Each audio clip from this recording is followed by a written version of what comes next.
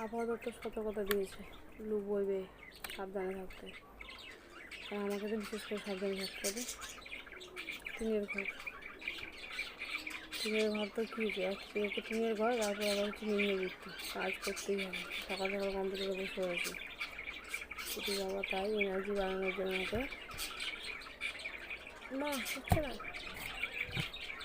ওয়াইসে জল মিশিয়ে খেয়ে নাও, কাজে লেগে যাবে।